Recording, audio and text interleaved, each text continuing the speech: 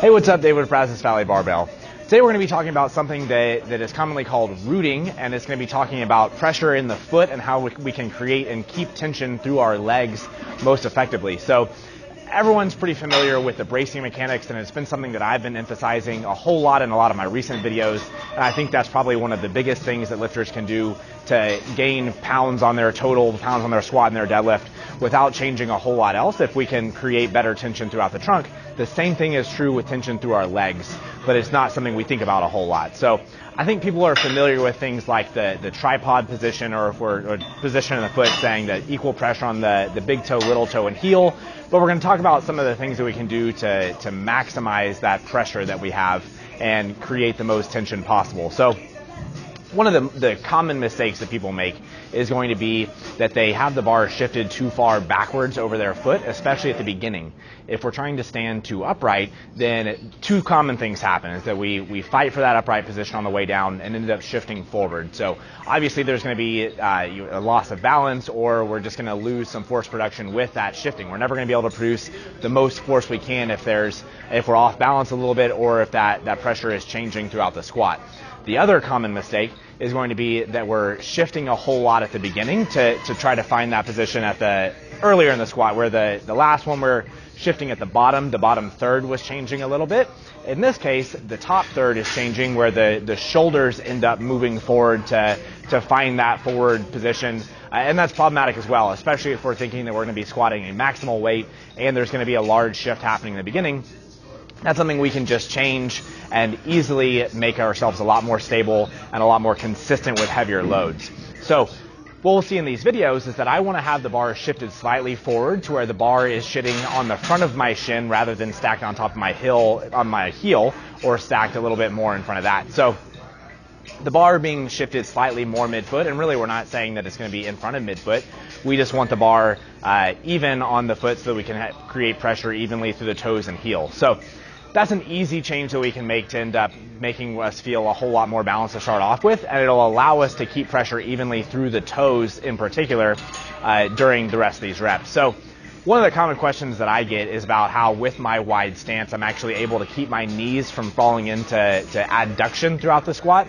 And I normally don't have a good answer, as far as people are always asking me about how my adductors are strong, or how my the strength be able to maintain that abduction is so good. And I just think that I'm creating good pressure through my feet and into the floor. So when we're looking at the squats that I'm showing here, the main thing that we're going to be looking at is going to be the pressure of my foot and how I'm actively trying to spread my toes into the floor. When we're thinking about foot pressure, I think sometimes people think about gripping the floor with their toes.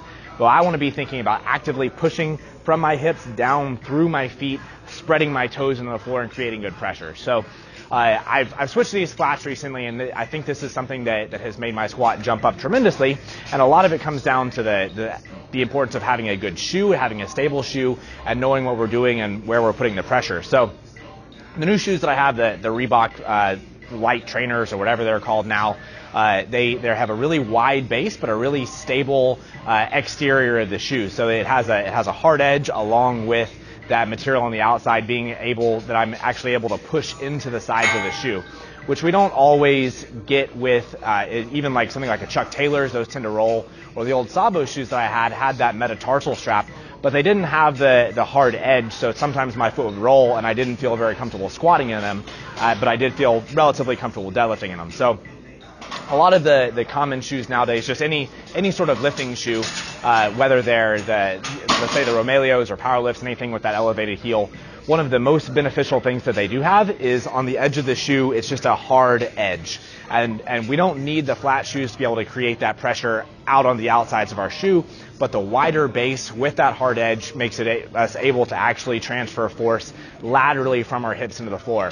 It's important, though, that we actually keep this. So I think when it's common to see people bring their hips up and squeeze their glutes. They're trying to find that brace or find tension in their hips. And I think what they're really trying to find is this rooting position to where we can feel pressure, tension in our legs and maintain it in our legs and our hips. So going through the heavier squats that I did on this day, the main thing I'm actually showing down my right leg, which actually is the less stable leg for me. So we'll see on the heavier sets that it does come in a little bit, but we can see that the effort is there, that I'm fighting about keeping pressure from my hip down through my foot, and it doesn't change a whole lot even on the heavier load. So there's not a whole lot of effort from me keeping my knees abducted. I'm not trying to spread my knees actively, but I am trying to keep constant pressure from my hips down through the floor into my feet, spreading my feet into the floor. So this is going to be most common, most effective whenever we're doing squats. If you're a little bit outside shoulder width, it tends to make a little bit more sense. But even if whatever squatting or deadlift we should be doing, we're not going to be thinking so much about spreading the floor, but we will be thinking about spreading our toes into the floor to create tension there. And it can be really helpful, really additive into the brace that we're doing. So the sumo deadlifts also, obviously it makes a whole lot of sense then. There, I made the video about the hip height from our quads, and there's the common cue about spreading the floor when getting set up. And really, I don't think that we need to be thinking about actively spreading the floor necessarily. It's about, we can be thinking about pushing our feet into the floor and spreading our toes on the floor. And if we're maintaining that pressure through the whole lift, it's going to be really hard for us to get our hips too low. So I'm actually showing the top set that I did. I pulled 750 yesterday actually, and I didn't do it well. I've been changing my feet position a little bit. We can see right off the initiation that my right leg collapses in a little bit. And some of this is I haven't been pulling heavy very much recently. It was just a rep that I was unprepared for. So it made the lockout really goofy. There was a lot of softness in my knees, and the rep just didn't stay in the quality that I would have liked to have had. And that's all because I wasn't doing a good job with the pressure through my feet.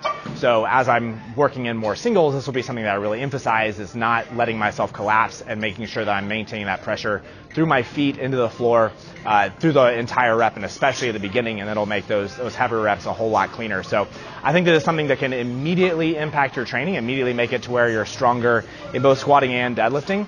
But it does take practice, it takes emphasis, it's a little bit, it adds another thought into your lift, is what you have to be doing during the descent. But with all of our lifts, I think we should be prioritizing these ways to create tension rather than creating speed and making it feel easy. The other videos I was talking about with the tempo reps, it's about creating effort and learning how to use effort. And so this is something that we can add in immediately to be able to create more tension and be able to transfer better effort into our top load. So hopefully that video was helpful. If you have any questions, let me know. As always, subscribe to the channel, and we'll see you next time.